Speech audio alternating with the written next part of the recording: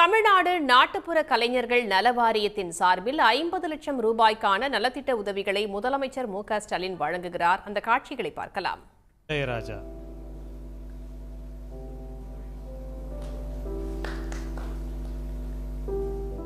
இது தொடர்பான கூடுதல் தகவல்களை தருகிறார் செய்தியாளர் கண்ணன். எவ்வளவு பேருக்கு இந்த நலத்திட்ட உதவிகள் வழங்கப்படுகின்றன? விவரங்களை சொல்லலாம்.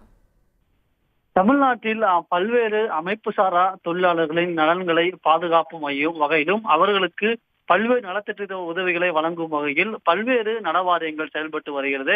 அதன்படி தமிழ்நாடு அரசின் சுற்றுலா, பண்பாடு மற்றும் அறநிலையங்கள் துறையின் கீழ் செயல்படும் தமிழ்நாடு நாட்டுப்புற கலைஞர்கள் நலவாரியத்தின் சார்பில் பல்வேறு நலத்திட்ட உதவிகளை தமிழ்நாடு முதலமைச்சர் மு.க.ஸ்டாலின் இன்றைய தினம் தலைமைச் செயலகத்திலிருந்து வழங்கி வருகிறார்.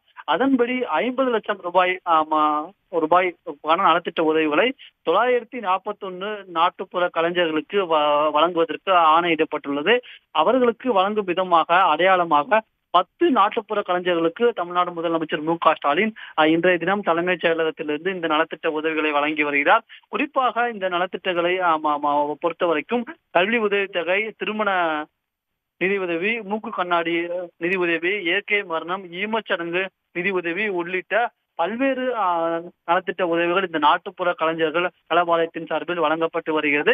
இந்த நலத்திட்ட உதவிகளை தகுந்த பயனாளிகளுக்கு, அதாவது 50 லட்சம் ரூபாய்க்கு நலத்திட்ட உதவிகளை 941 பயனாளிகளுக்கும் வழங்கும் விதமாக 10 நாட்டுப்புற கலைஞர்களுக்கு தமிழ்நாடு முதலமைச்சர் மு.க.ஸ்டாலின் இன்றைய தினம் சென்னை தலைமைச் செயலகத்திலிருந்து வழங்கினார்.